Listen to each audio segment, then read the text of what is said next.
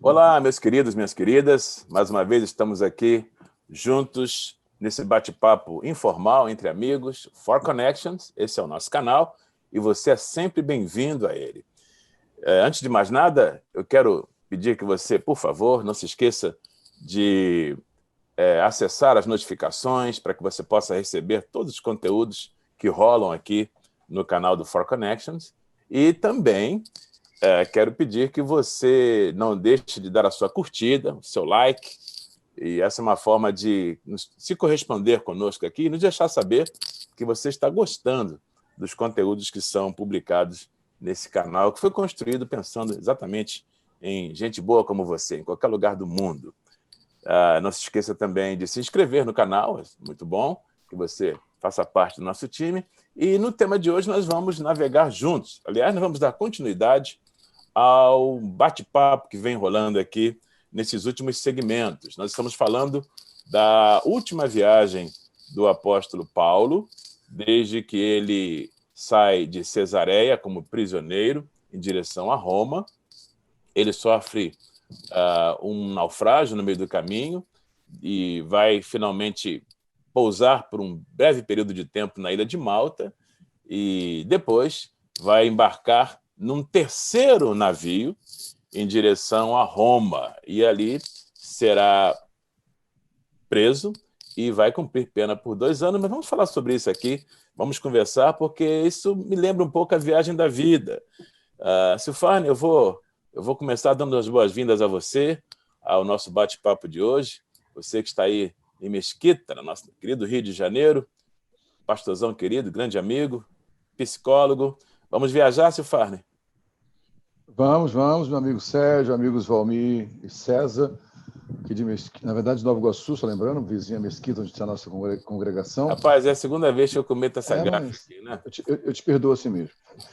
E assim, a gente está aqui vivendo esses contrastes, né? Vocês aí no frio violento do norte, a gente aqui no calorão de 40 graus, previsão de 41 graus hoje, estamos gravando o programa aqui no dia 29 de janeiro, não é isso? Uma sexta-feira, está um calor louco, de 41 graus talvez, mas embaixo da bênção de Deus. Silfarne, vamos lá então. Já começando com você, depois eu vou continuar aí com os nossos outros amigos César e Valmir. Mas olha só, o apóstolo Paulo sai de Cesareia para Roma, ele apelou para César, para que fosse julgado diante do imperador, embarca no primeiro navio, o Adramitino, Atos 27:2. Depois, ele é embarcado num outro navio, no segundo, é um navio que sai da Lícia, de Alexandrina, mas depois ele sofre um naufrágio nesse navio, e a história é longa, e o tempo não permite detalhar.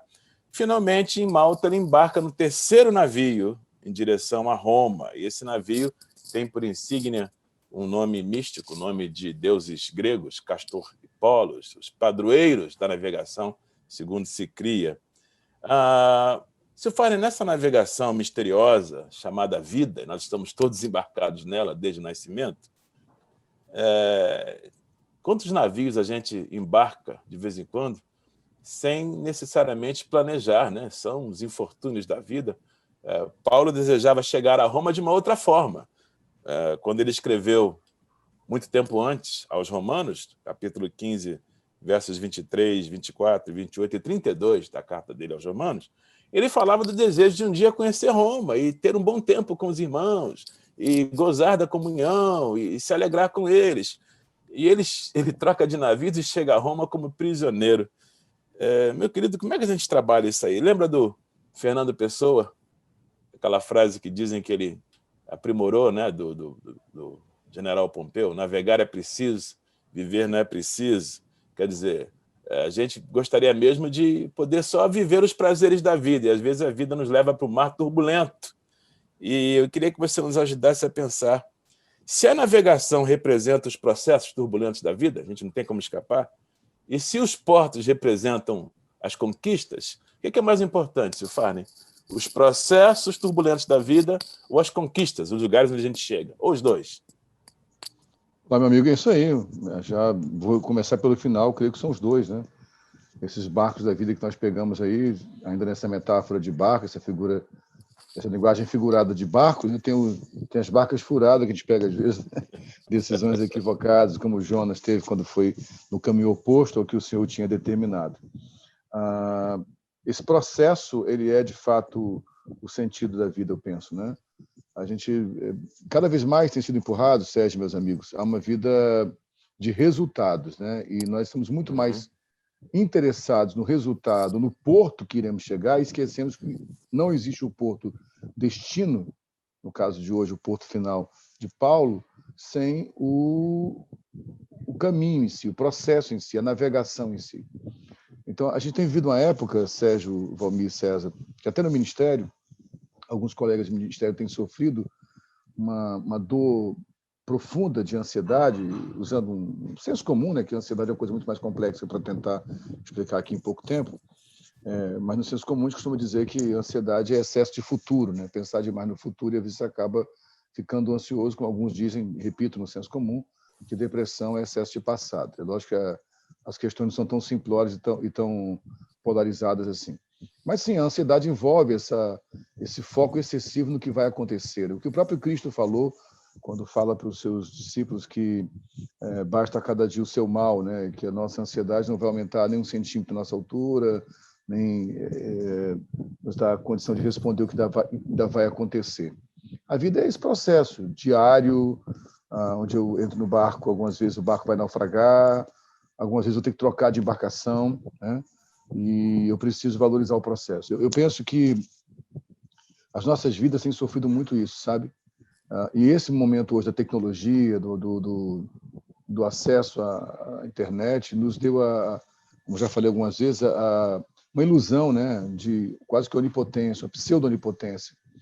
Porque eu já falei isso aqui algumas vezes, a gente, antigamente, até quem citou isso uma vez numa mensagem muito tempo foi o reverendo Caio Fábio, né, há muitos anos atrás, ele fala disso, que antigamente uma mãe, por exemplo, no meu caso específico, vim do Nordeste para o Rio de Janeiro muito novo, com 10 anos de idade, e é uma viagem de 48 horas de ônibus, né? Então você não tinha telefone na época, só pessoas muito ricas, e você viajava 48 horas de Fortaleza para o Rio, chegava aqui no Rio de Janeiro, por exemplo, enviava uma carta para a família. Essa carta demorava pelo menos uma semana para chegar lá, às vezes um pouco mais. E até essa família receber e responder, mais uma semana. Então, nós estamos falando de um processo aí entre a sua saída de casa e ter notícia da tua família de quase um mês, né? Nesse período todo, restava o que orar e pedir a Deus que guardasse nossa família, guardasse nossos filhos, enfim. Essa sensação de onipotência, de eu poder estar me comunicando online, né, na mesma hora, quase que de forma full-time, a gente pode se falar toda hora, ao mesmo tempo gerou uma certa ansiedade, porque se você abre um aplicativo e ele passa alguns segundos sem abrir, você fica ansioso. E a gente passou a não entender mais o valor dos processos, né? Lógico, eu não sou louco de achar que a tecnologia é ruim, muita coisa boa veio. Você precisa dar uma famosa gulgada, como a gente fala, para encontrar a resposta. Todos nós aqui, imagina, né? De algum momento tem uma gulgada para achar uma resposta rápida para uma pregação que está montando, para um texto, você fazer um artigo acadêmico, por exemplo, você poder entrar nas plataformas que existem hoje aí, e você poder, seja no Google Acadêmico, seja no Cielo, seja no AVS, enfim, você vai lá e pega um artigo rapidamente, você já faz o copia e cola lá, você faz um fichamento muito mais rápido. Sem dúvida alguma isso é interessante, mas não vamos negar uma coisa, o processo laboral que havia antes, para você fazer uma pesquisa acadêmica, por exemplo, é cansativo hoje, mas realmente ele dava mais profundidade. Acho que isso é inegável. Então, assim, a vida é feita pelos processos. Quiçá cheguemos ao porto final, como Paulo chegou, a gente vai falar sobre isso hoje, tendo sucesso. Embora com o sucesso de Paulo, na ótica de hoje, seria um aparente fracasso. Mas seria um fracasso. Agora, independente de qual o final do porto, nós precisamos valorizar os processos, Sérgio. E se não fizermos isso, a gente perde a beleza de que há em cada dia do processo. Para encerrar minha fala aqui, para não ficar muito prolixo, uma vez ouvindo você vê, essas filosofias não é nada de profundidade. Está vendo um jogo de futebol, uma vez ouvindo no rádio, e dois radialistas falando, aí um começou a falar, um reclamou a questão da rotina, no meio do bate-papo, no meio do jogo. O jogo devia estar muito chato, né? Aí começou a bater papo e falou sobre rotina. Que rotina, eu falei, cara, a rotina é maravilhosa. E o cara falou, pô, a rotina que eu tenho já há 20 anos de acordar, tomar café com a minha esposa na mesma mesa, dormir na mesma cama, ver meus filhos, a rotina é maravilhosa. Então, há uma beleza na rotina que talvez a ansiedade de encontrar o resultado nos roube o encantamento do processo, né? Que a gente possa valorizar o processo, tendo foco sim no resultado, mas principalmente no processo, na navegação e na embarcação. Valeu, meu amigo. Obrigado, Silfarne, sempre nos ajudando a pensar e pensar bem essa vida misteriosa, essa navegação complexa. Bom dia, Valmir Delgado, meu querido amigo, vizinho aqui do estado de Connecticut. Tudo tranquilo? Você tá chique, cara? Vou levantar a bola para você poder dizer aquilo que você falou para a gente em off aí, antes de começar a gravação. Você tá chique, tá bonitão? Ô, Sérgio, isso daqui é a minha rotina. Já que o senhor Farn está falando de rotina, eu vivo continuamente num chiqueiro, assim, bem chique mesmo, sabe? Uma rotina verdadeira. A paz para todos, um bom dia, tudo de bom para vocês. Valmir, navios quebram, casamentos acabam, filhos decepcionam os pais, pais decepcionam os filhos, igrejas traem, pastores caem. Rapaz, os navios quebram. Às vezes a gente chega no mesmo lugar, trocando de experiências, enfim, passando pelos processos que não gostaríamos de enfrentar, como o Silfarne bem pontuou. Paulo finalmente chega a Roma, nesse terceiro navio, por volta do ano 61, depois de Cristo. Cerca de 25 anos, hein, de ministério, ou seja, desde a conversão, já haviam se passado mais ou menos 25 anos. A essa altura, alguns líderes poderiam pensar, está na hora de uma placa comemorativa, está na hora de um aumento de salário, está na hora de ser promovido de pastor a bispo, ou de bispo a apóstolo, né? Alguma coisa nesse nível. E, no entanto, o 25º aniversário de conversão e ministério de Paulo é comemorado com o aprisionamento dele em Roma. Seu entendimento, Valmir, nos ajude aí, por favor, meu querido, a pensar. Você acha que Paulo estava frustrado quando foi preso em Roma? Deixa eu só, antes de você responder, só colocar isso em contexto. Nós estamos falando de Atos, capítulo 28, que é o último capítulo. Eu vou ler aqui 3 versos, enquanto você vai nos ajudar a pensar. Logo que chegamos a Roma, e o plural é porque Lucas está no meio da tripulação, como historiador, logo que chegamos, no plural, a Roma, o centurião entregou os presos ao general dos exércitos, mas a Paulo se lhe permitiu morar por sua conta com o soldado que o guardava. Aí vem os versos 30 e 31, finalizando o capítulo. E Paulo ficou 2 anos inteiros na sua própria habitação, que alugara, e recebia todos quantos vinham vê-lo, pregando o reino de Deus e ensinando com toda a liberdade as coisas pertencentes ao Senhor Jesus, sem impedimento algum. Frustração, Valmir? Para Paulo? Porque parece que deu tudo errado, né? Não era assim que ele queria chegar a Roma. 25 anos depois, de um ministério extraordinário, talvez o personagem mais notório do Novo Testamento, depois de Jesus, mas ele chega para ser preso e cumprir 2 anos de pena injustamente. Frustração, Valmir? No coração de Paulo? Sérgio, talvez um pouco, né? Porque Paulo, assim, apesar da sua excelência em termos de referência como cristão para a gente, e a gente entende que ele tinha uma intimidade muito grande com Deus, uma coisa tremenda, mas ele era homem, igual nós somos homens. Então, talvez pode ser que ele tenha passado um momento assim de uma frustração. E você que está me ouvindo hoje, você que talvez é um líder, você que é um pastor, não fique se sentindo derrotado porque você se sente frustrado alguma vez. A frustração, nós já falamos inclusive sobre isso aqui em outros vídeos, às vezes ela chega na nossa vida. A questão não é nunca ter frustração. A questão é saber o que faz quando a frustração chega. É não permitir que a frustração nos impeça e nos paralise, da mesma forma que o medo. A gente vê nas histórias dos homens de Deus, eu acredito que vários deles tiveram alguns tipos de frustrações. Desde Jonas, que se sentia frustrado, né, com o próprio chamado de ter que fazer aquilo. Jonas ficou frustrado do contrário. Ele ficava frustrado por Deus ter perdoado. É um troço meio doido, assim, né?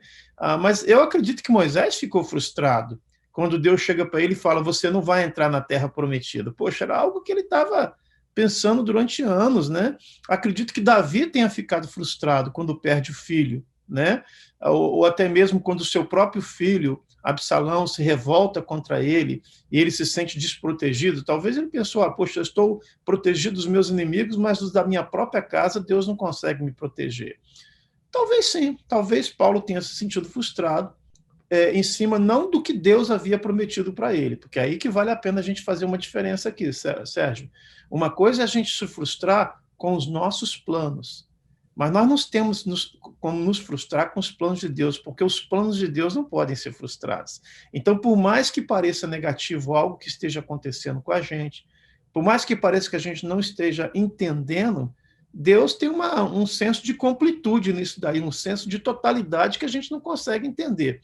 Por exemplo, eu estava olhando aqui agora, antes da gente começar o bate-papo, e me chamou a atenção que no capítulo 28, talvez isso, olha, eu não estou afirmando que tem algum sentido, por favor, os exegetas de plantão aí pode até depois me apedrejar, mas só me chamou a atenção que no capítulo 28, várias vezes o autor, que a gente crê, provavelmente Lucas, né, ele fez questão de usar o número 3 várias vezes. Então, é interessante, Paulo ficou 3 dias hospedado na casa de Públio, depois ele viajou 3 meses, depois ele chegando em Siracusa, ficou 3 dias, ele foi para uma praça chamada 3 Vendas, depois aconteceu que, de novo, 3 dias depois ele reuniu os judeus. Enfim, parece que o autor está brincando com a gente aqui nesse número. 3 navios? 3 navios, Sérgio? Obrigado, 3 navios. E o que 3 nos remete? Bom, 3 nos remete a muita coisa, mas no sentido de completude, ou no sentido também de um novo season, no sentido de uma nova era, uma coisa nova que está para começar. Uma nova estação.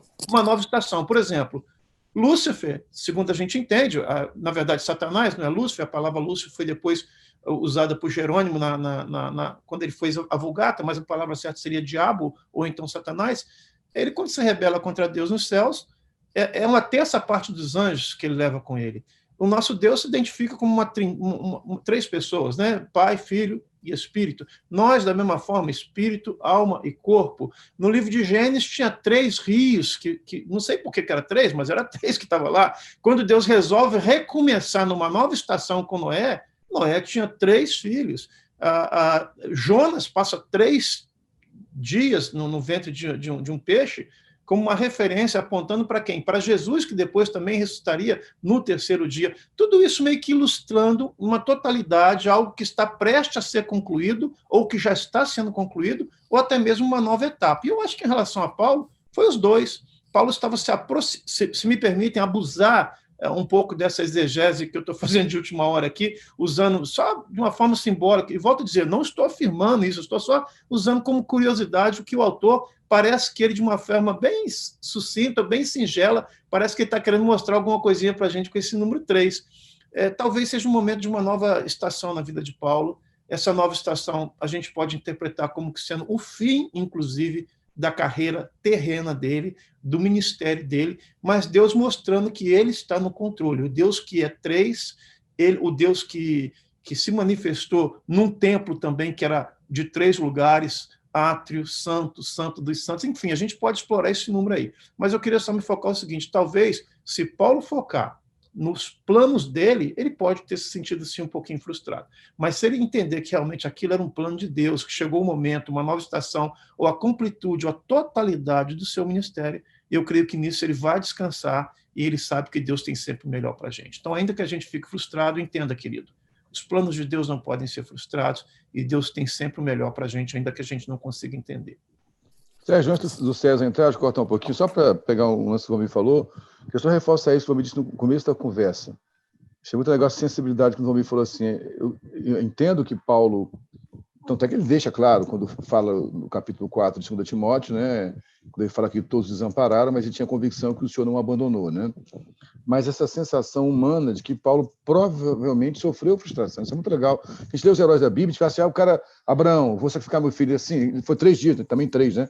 Foram 3 dias caminhando até o Monte Moriá, até a cadeia de montanhas.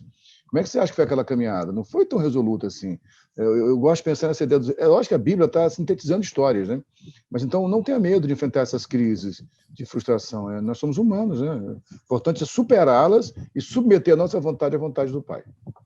Muito bem. Meu querido César Carvalho, bom dia, parabéns pelos 33 anos ou 32. Mas a Núbia falou que a 33 já era, meu amigo. Você não tem nada mais a dizer.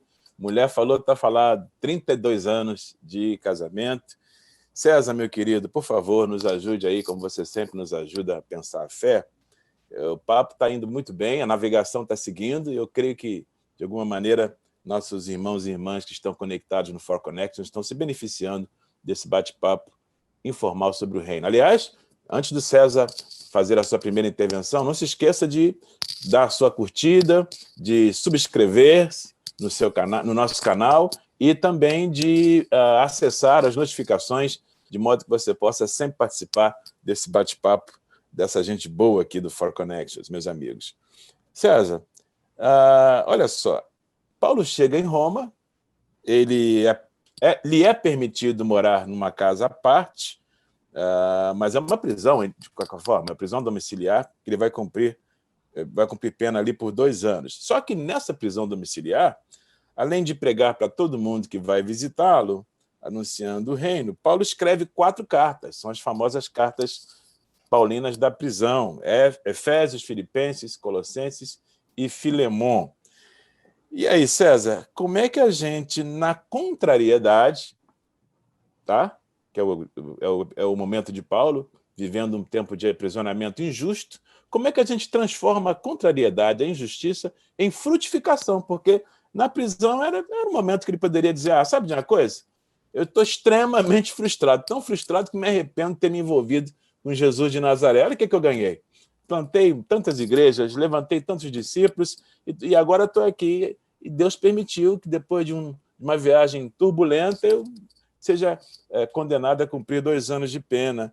Mas, no entanto, o cara vai pegar uma pena, usando trocadilho aqui, e vai escrever 4 cartas que nos abençoam até hoje. Como é que a gente faz isso, César? Transformar a adversidade em frutificação e deixar um legado para as pessoas. Bem, meus queridos amigos, uma saudação especial a todos vocês, né? Entender um pouco de canoa furada, um botafoguense como eu entende tranquilamente, entendeu? Nós sabemos dessas coisas e sabemos viver esses momentos que a gente vive. Paulo, parece-me, Sérgio, que Paulo se tornou um especialista em viver todas as situações da vida e entender que Deus estava conduzindo os processos. É bom lembrar que quando Jesus manda Ananias falar com Paulo, lá no início, uma das mensagens que devem ter marcado toda a história é que Ananias dizia, o Senhor falava para ele, diga para ele o quanto ele vai sofrer pelo meu nome. Então, dentro de uma consciência e sempre sendo lembrado por essa palavra de Deus para a sua vida, eu acho que Paulo foi entendendo que tudo fazia parte de um grande contexto divino. Era uma sinfonia. E, ao mesmo tempo, uma grande ópera da vida, onde há momentos de grande ápice, como há momentos de música baixinha e de constrangimento, de reflexão. Né? Paulo escrevendo a sua carta aos Gálatas, eu acho que, se não me engano, no capítulo 4, versículo 13, vai dizer, foi por causa de uma enfermidade que preguei o evangelho para vocês pela primeira vez. Então, Paulo, ele sabia viver as frustrações, as dificuldades, entendendo que essas frustrações e dificuldades faziam parte, mesmo uma parte dolorida, fazia parte de um projeto de Deus. Talvez as nossas grandes questões sejam, para aprender isso com Paulo, seja esse tipo de heroísmo do nosso tempo contemporâneo, né, onde os super-heróis são imbatíveis, são inatingíveis, né? Eles não sofrem, né? Eles estão sempre prontos para encarar qualquer coisa e a história sempre parece ter um final feliz aos olhos de todo mundo. A vida não é assim. A vida, ela é, de fato, um conjunto também, nela, um conjunto de frustrações. Como é que Paulo conseguiu fazer essa trajetória? Ele talvez explicou isso, e a gente já citou citou porque é inevitável não citar, quando ele escreve a sua carta aos Filipenses, e você diz de onde ele escreve a carta, ele vai dizer que aprendeu o segredo de estar contente em toda e qualquer situação. Ele disse que aprendeu a chave certa para acessar esse sentimento de contentamento, Sérgio. E ele diz que essa chave certa que acessa a porta do contentamento é a sua relação com o Senhor.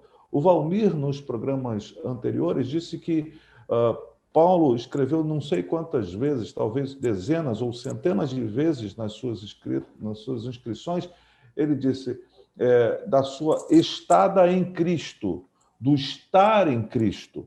E Paulo vai dizer, eu posso todas as coisas naquele que me fortalece.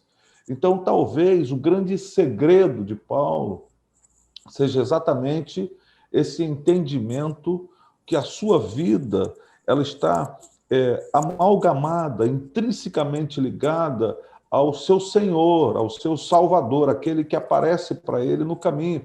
E que você tem uma abordagem tão linda quando prega, Sérgio, sobre as respostas de Paulo que transformam-se nas traves da cruz, né? Quem é o Senhor e o que o Senhor quer que eu faça.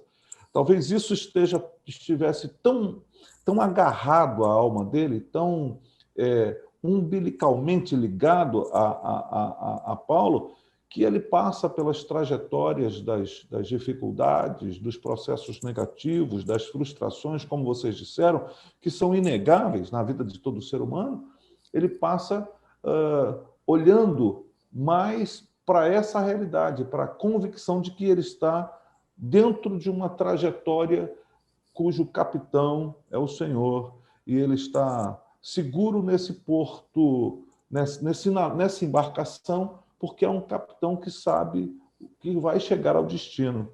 Talvez essa deveria ser a nossa maior força cristã.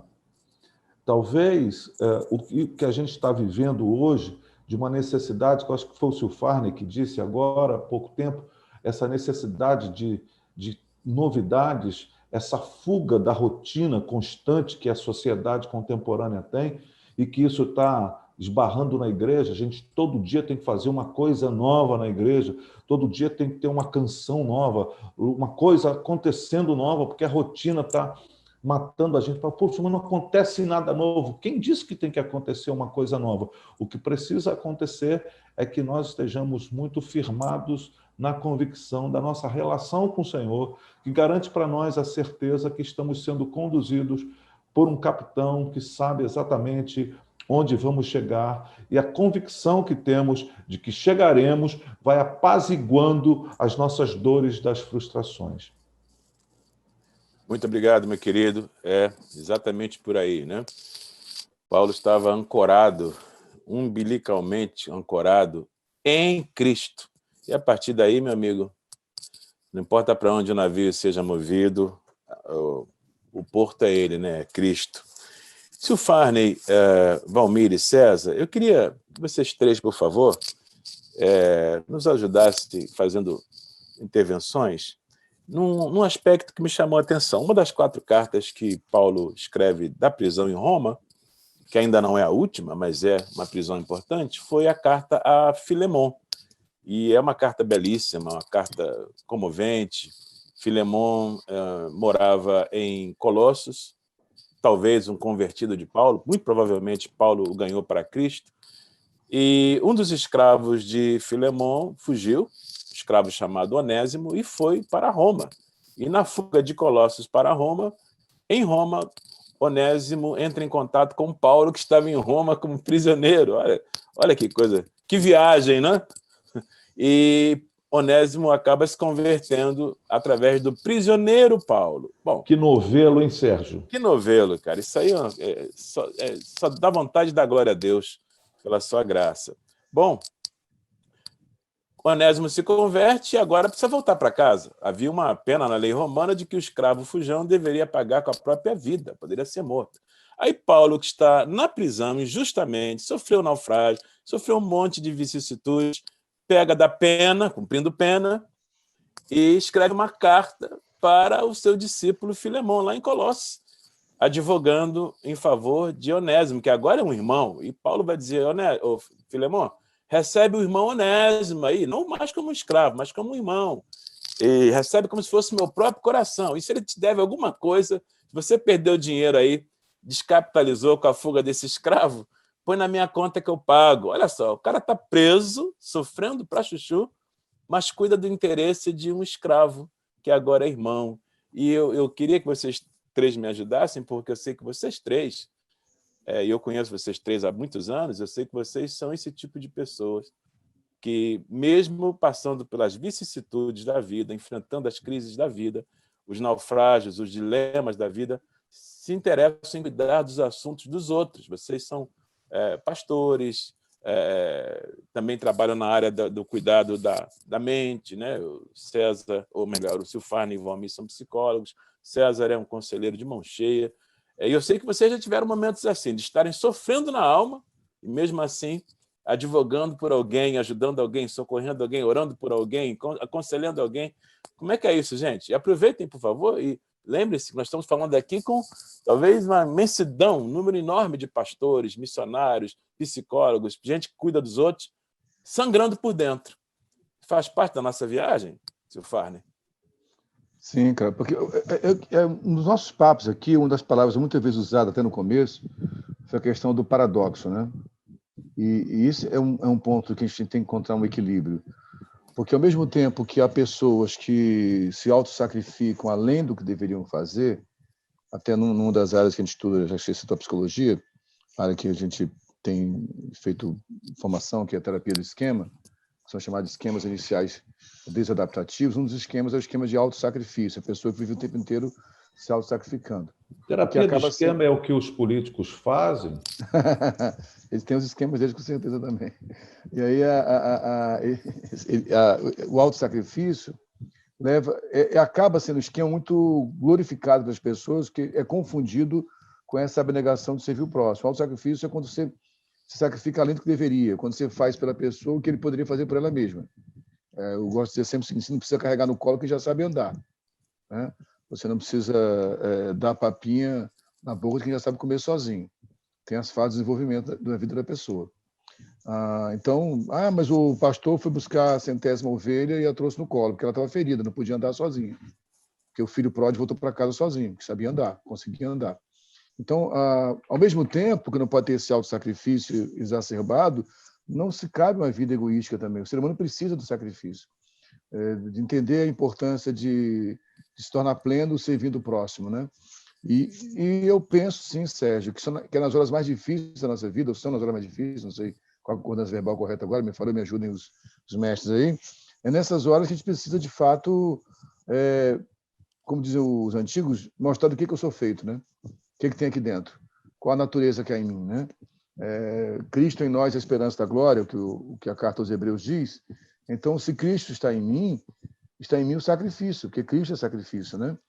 Então, na verdade, eu penso que nas horas mais difíceis temos a oportunidade de deixar exalar esse bom cheiro de Cristo, né? Como se, no caso, a carta de Filemão é preciosa demais, meu Deus do céu. A forma que Paulo trabalha, Paulo desafia Filemão, eu sei que isso é um papo para mais de metro, quem sabe um papo só, vale a pena um programa só sobre a carta de Filemão.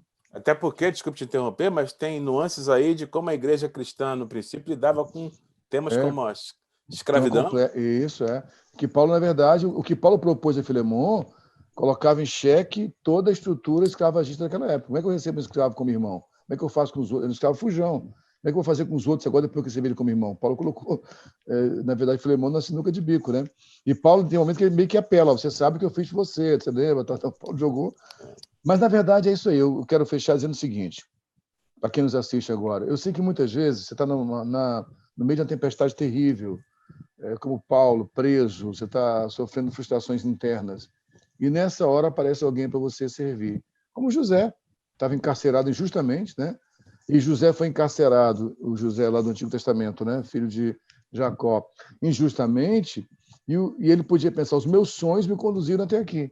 Ele teve tantos sonhos, seus irmãos o invejaram, venderam como escravo, e depois ele está preso. Mas lá no cárcere, preso injustamente, acusado de um abuso sexual que ele não cometeu, né, de uma tentativa de relação sexual com a sua patroa que ele não cometeu, inclusive dá a impressão que quem o prendeu, que foi Potifar, acreditava na sua inocência, então mandava matá-lo. Potifar não mandou matá-lo, mandou prendê-lo, apenas para preservar a sua reputação. Então, naquele momento, vão duas pessoas contar sonhos para José. Ele podia falar, cara, não me fala de sonho aqui agora, pelo amor de Deus, estou aqui já preso injustamente, mas dali exala uma palavra de esperança. Então, eu queria estimular você que está passando um tempo de vendaval, um tempo de tempestade, e até esse momento que a humanidade vive, que é da pandemia, onde todos estamos sobressaltados, assustados, que exale de nós palavra de esperança, que no meio da maior angústia, as pessoas encontrem em nós uma fonte de esperança, que nós possamos assim sinalizar o reino de Deus em volta de nós. Amém, meu irmão? Ô, Sérgio, se você me permite fazer uma conexão aí com o que eu achei muito interessante quando você trouxe essa questão de Filemon, porque, se eu não me engano, um dos significados para a palavra Filemon é algo como que hospitaleiro, aquele que hospeda, aquele que recebe na sua própria casa. Então, é engraçado, né? Paulo pedindo para o Senhor hospedar o escravo. Na verdade, parece que Paulo está ensinando uma coisa para a gente aí, meio sutil de novo, né? Que existem certas casas, Sérgio, que podem se tornar cárceres. E existem certos cárceres que podem se tornar casa. Você vê que Paulo está aí, neste momento, numa casa que virou um cárcere, mas ele não permite que seja realmente um cárcere, ele extrapola. Oficialmente é um cárcere, né? Ele aluga uma casa, ele fica preso naquela casa, talvez um tipo de prisão domiciliar. O César falou de político aí, eu acho que tem alguns políticos no Brasil que se identificariam muito com esse texto aí, né? Tem tudo a ver um pouco com eles, né? Na prisão domiciliar. Mas nós não estamos falando aqui de um político que está preso ou de um brasileiro que está preso, como eu conheço casos, na Quinta Avenida, morando num prédio em que o próprio presidente da República dos Estados Unidos morava. Não é nesse sentido que é uma realidade do que eu estou falando. Nós estamos falando aqui de um apóstolo, de um homem de Deus, que a sua casa parece que se torna um cárcere, mas, ao mesmo tempo, ele não permite, e ele faz com que esse cárcere se torne a sua casa, porque é nessa casa que ele tem liberdade de pregar, de fazer o que ele quiser.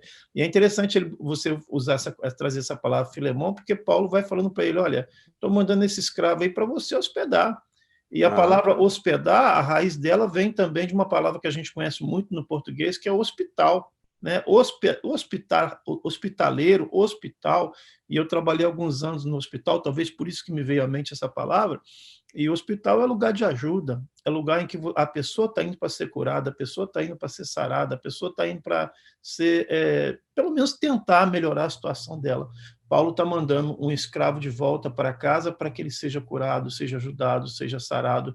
E Paulo está num cárcere onde ele tem uma elegância muito bonita de fazer com que esse cárcere se transforme num hospital, se transforme numa casa, onde ele pode, inclusive, não podemos afirmar que ele hospedava muitas pessoas lá, os podia receber, realmente eu não sei dados disso, mas que com certeza se tornou um local de cura, assim como os momentos em que ele estava no cárcere mesmo, se tornou uma casa, se locou um local de hospitalidade, para que pregasse o evangelho para os da casa de César. De novo, a brincadeira aqui da palavra casa, né?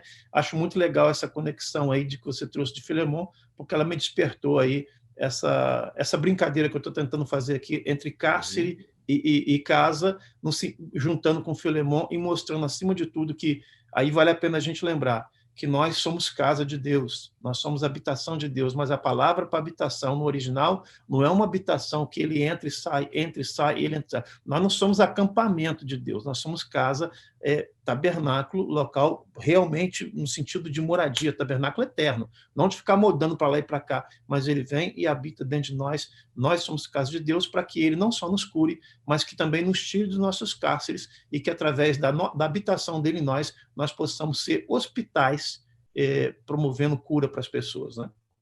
Fantástico, fantástico, extraordinário. É isso aí, César. A casa pode ser um cárcere ou um hospital, né? E o serviço ao próximo? Né? Ou uma hospedaria. O serviço ao próximo pode ser essa chave que abre a nossa vida para a liberdade, porque Paulo se recusa a se comportar como um prisioneiro. Se eu entendi bem a fala do Valmir, né? Ele faz da sua casa um lugar de cura para muitos, inclusive para um escravo. É isso, César? É o serviço. Isso é tão poderoso, a tradição vai dizer que, com o tempo, Onésimo se transforma em bispo da igreja. Olha que cura ele experimentou na prisão de Paulo, né? Então, se Paulo não estivesse preso ali, como conheceria Onésimo? E como isso impactaria a vida da igreja? Então, você pergunta, a sua primeira pergunta é como é que faz isso, né? Como é que... E aí eu vou recorrer àquilo que do cancioneiro popular, me perdoem os puristas, mas o Valmir gosta muito disso, mas há uma canção que diz: jogue suas mãos para os céus e agradeça se acaso tiver alguém que você gostaria que estivesse sempre com você, na rua, na chuva, na fazenda ou numa casinha de sapê. E eu diria que o segredo é esse, saber que Jesus está com a gente. A gente tem alguém para, de verdade, contar em todas as situações. É o Cristo que está nos palacetes, mas também está nas choupanas. É o Cristo que se importa com quem tem, mas se envolve com quem não tem. É o Cristo que está sempre pronto a estar conosco em toda e qualquer situação da nossa vida. Se a gente mantiver isso no coração, Sérgio, não importa. As nossas prisões virarão casas, as nossas dores se revestirão de plataformas para que outros possam ser abençoados. Então, nós teremos a convicção de que, de fato, a vida ganhou um sentido no Cristo para nós. Não haverá nada que vai nos paralisar. Não haverá soldados, não haverá algemas, não haverão prisões que poderão nos paralisar quando a gente tem a consciência dessa presença poderosa de um Cristo que se importa. A pergunta dos discípulos quando estavam na travessia do Mar da Galileia, né? E a tempestade bateu forte. O Senhor se importa conosco? O Senhor está aí dormindo? O Senhor se importa com a gente? A impressão que a gente tem é que na hora da tempestade ele deixou de se importar, mas a verdade é que ele sempre se importa conosco, ele sempre está conosco. Uau! Só me diga, a gente perde o amigo e não perde a piada, né? Quando o César começou a cantar na musiquinha, o Valmir saiu da cena, vocês não veem que fica em off aqui, eu achei que ia chegar com a viola aqui para cantar essa música. Eu também pensei, eu também tive a mesma. Vocês não estão vendo aqui em off? Buscou, merece. Jogue suas mãos para o céu e agradeça se acaso tiver alguém que você gostaria que estivesse sempre com você, na chuva, na rua, numa casinha de sapê. Viola não, ukulele. Estou começando a aprender a tocar durante o Covid. Aqui chama ukulele. Eu nunca decorei o nome, deve ser isso daí mesmo. Show de bola. Rapaz. Querem que eu toque uma coisa também aqui, cante, não? Não, obrigado. Obrigado. A gente pode pensar no outro programa. No For Connections Got Talent. Diz um dia tem um For Connect só para contar os podres de cada um aqui. Vamos saber que um dia eu já ganhei um concurso de música aí do Valmir uma vez. No retiro de jovens da Eliana, lá em Resende, que quem cantasse mais desafinado ganhava. Eu ganhei. Ele lembra disso. Isso aí essa você não perde. Aí está registrado. Facilmente. 1993, Silfarno. Isso mesmo. Aí está registrado que o amigo fala assim, pô, mas não vale que o Silfarno não se esforçou, ele fez o natural dele. Ele tinha que se esforçar para cantar desafinado. Beleza, é isso aí, gente. Desculpa, minha gente. Todo o espírito aqui. Vocês são demais. Olha, deixa eu falar uma coisa para vocês. Nós estamos já terminando, que é uma pena, né? Mas eu queria só voltar um pouquinho aí na fala do César. Eu fiquei pensando aqui, rapaz, olha, é isso mesmo, comendador?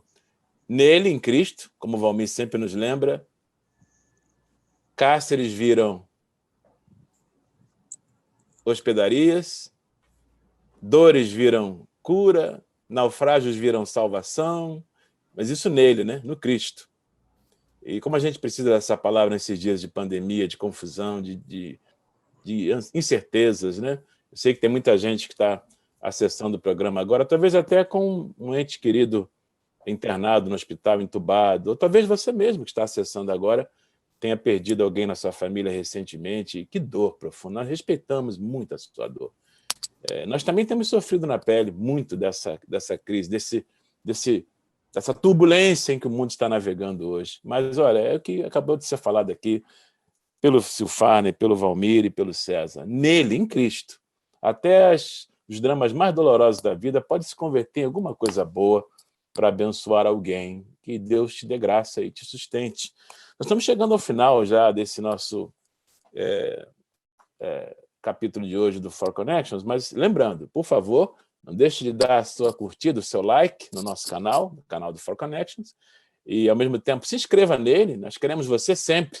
Você que está sendo um viajante de primeira viagem aqui no nosso navio, tem de tudo aqui. Tem reflexão, tem música, tem brincadeira, tem oração. Por favor, vamos navegar juntos. Inscreva-se no nosso canal, faça parte dessa nossa jornada de aprendizado no reino e, ao mesmo tempo, acesse as notificações para que todo o conteúdo lhe seja informado assim que for publicado.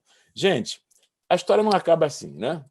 Lucas vai terminar o relato de Atos, mas a gente sabe que a história continua. Então, antes de concluir, eu vou precisar que vocês me ajudem aí com comentários finais, mas depois de cumprir 2 anos de pena na sua casa alugada em Roma, Paulo vai ser absolvido e solto, e aqui estamos trabalhando com tradição, porque a Bíblia mesma não relata esses detalhes, mas tem fontes como Clemente de Roma, como o cânon muratoriano, que falam sobre essas nuances que não aparecem no texto bíblico. Segundo essas fontes paralelas, Paulo foi julgado, absolvido, depois de cumprir 2 anos de pena, e ele vai passar 5 anos aproximadamente depois de solto dessa primeira prisão em Roma. E o que ele vai fazer? Vai fazer o que ele sempre quis fazer, de acordo com a tradição. Ele vai à Espanha. Ele havia dito isso em Romanos 15, 28, do seu desejo de, passando por Roma, finalmente pregar a palavra de Deus em Espanha. Ele vai pregar na Espanha, depois volta para a região do Mar Egeu, ficaria por Macedônia, a Grécia, enfim, e Creta também. Vai estabelecer Timóteo como seu representante apostólico em Éfeso e Tito como seu representante apostólico em Creta. E, finalmente, Paulo vai voltar a Roma. E essa, sim, vai ser a sua última visita a Roma. Essa não aparece no texto que a gente leu, vai aparecer em 2 Timóteo, capítulo 4, porque Paulo, na sua volta a Roma, no seu retorno a Roma, ele vai ser preso. Isso tem a ver com a loucura de Nero, imperador romano, que, segundo a história, põe fogo em Roma e põe a culpa nos cristãos e inicia, então, uma perseguição feroz contra os cristãos de Roma. É nesse imbróglio aí que Paulo vai ser preso pela 2ª vez em Roma, e aí sim, agora ele vai ser decapitado. Ele vai sair de lá para a glória. Quer dizer, ele vai sair da 2ª prisão de Roma, que eu e César tivemos o privilégio de visitar, lá em Marmetai, na nossa viagem a Roma. Aliás, chamar aquilo de prisão é elogio, né, César? Na verdade, é um cubículo úmido, muito feio, sombrio. Frio no verão, Sérgio. Frio no verão. Úmido, um buraco numa laje. O prisioneiro era descido pelo buraco, não tinha banheiro, tinha que fazer suas necessidades no chão. Aonde ele fazia necessidades, ele comia. Paulo passou por isso.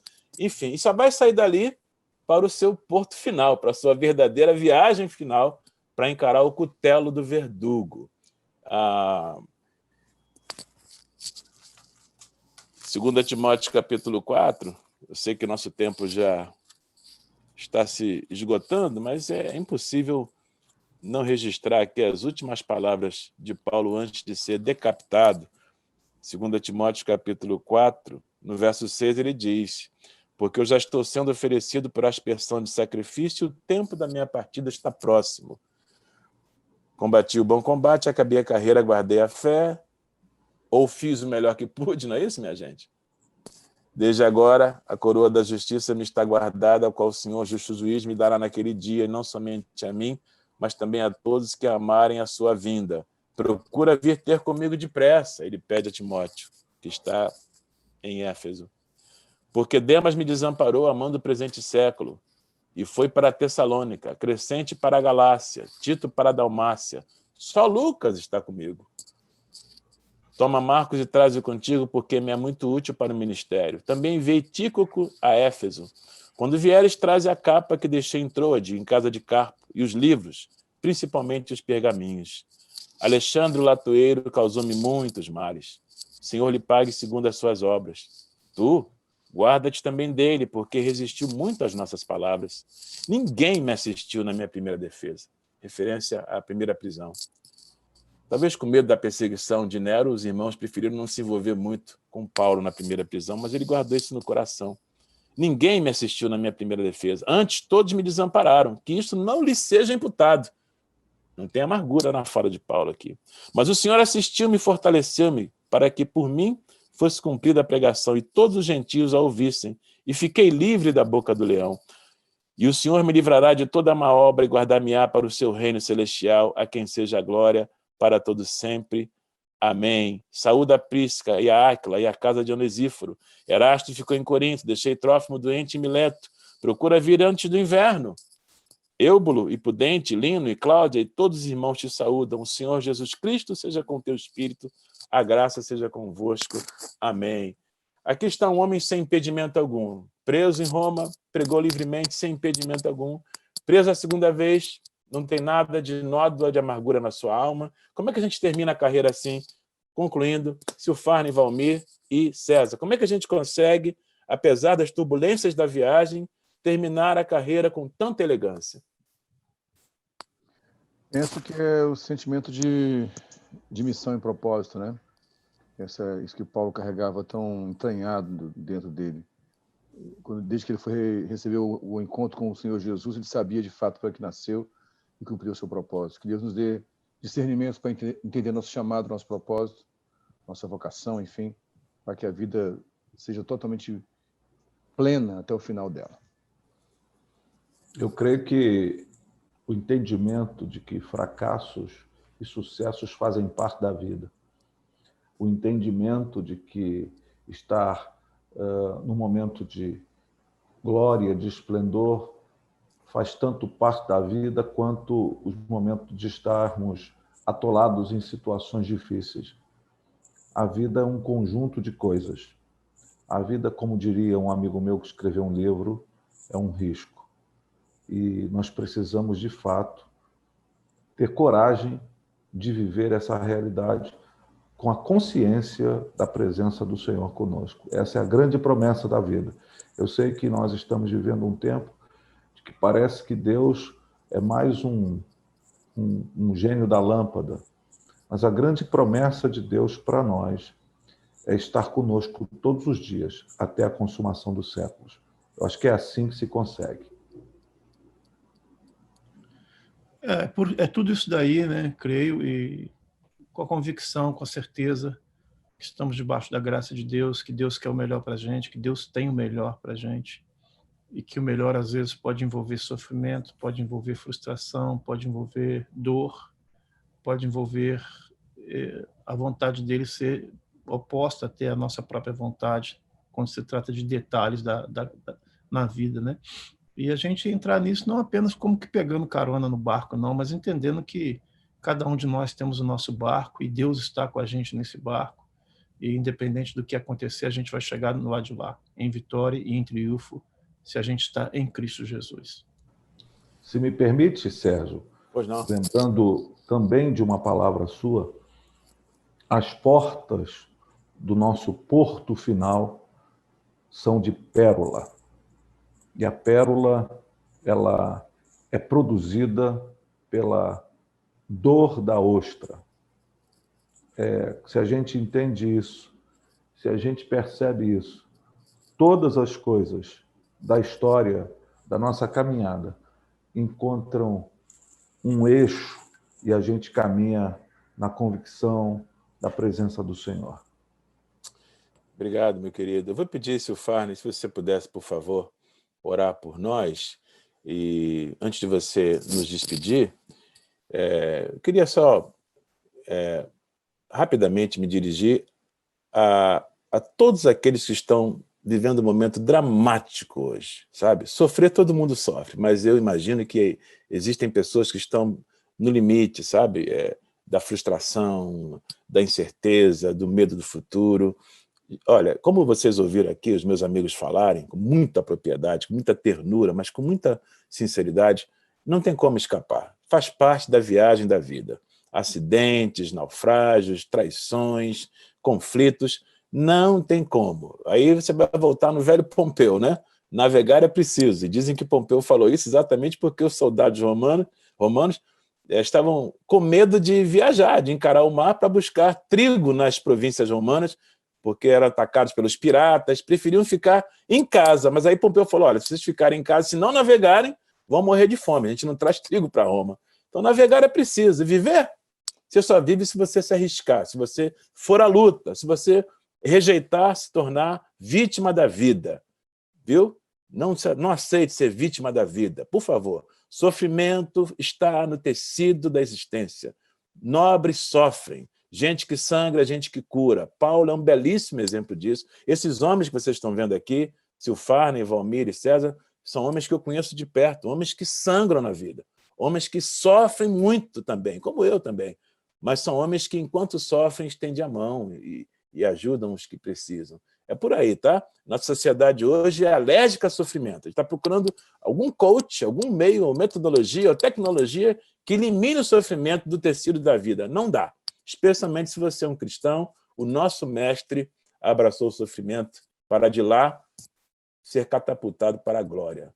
Por isso Paulo não tem problema nenhum com a morte. O dia que ele sai do cárcere sombrio de Roma para ser decapitado, Paulo saiu para a sua última viagem. Quando o cutelo do verdugo separa a sua cabeça do corpo, Paulo finalmente abriu os olhos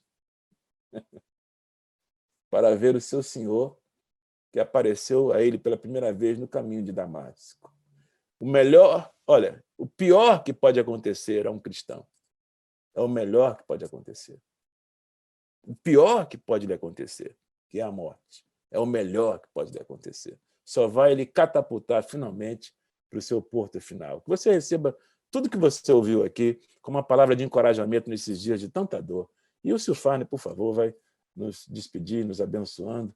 E lembrando, Silfarne, para o pessoal dar aquela curtida, não é? Subscrever-se no canal e acessar as notificações para continuar nesse bate-papo que é para você. Por favor, Silfarne. Oremos.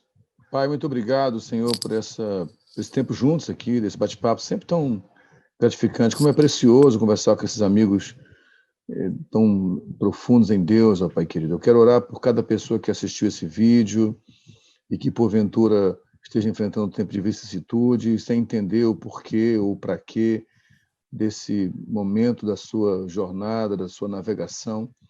E quando o Senhor der a eles a convicção de quem são no Senhor, que nós possamos ter paz, todos nós, de irmos ao porto final, sem nenhum receio, porque sabemos que a nossa vida está guardada com Cristo em Deus. Traga a convicção a cada um desse dia que receba essa palavra, para que o Espírito Santo nos fortaleça para viver esse processo na Tua vontade. Porque a Tua vontade, Senhor, é boa, perfeita e agradável. Assim oramos e cremos, Pai querido, em nome de Jesus. Amém. Obrigado, meus amigos. Obrigado a todos. Até a próxima.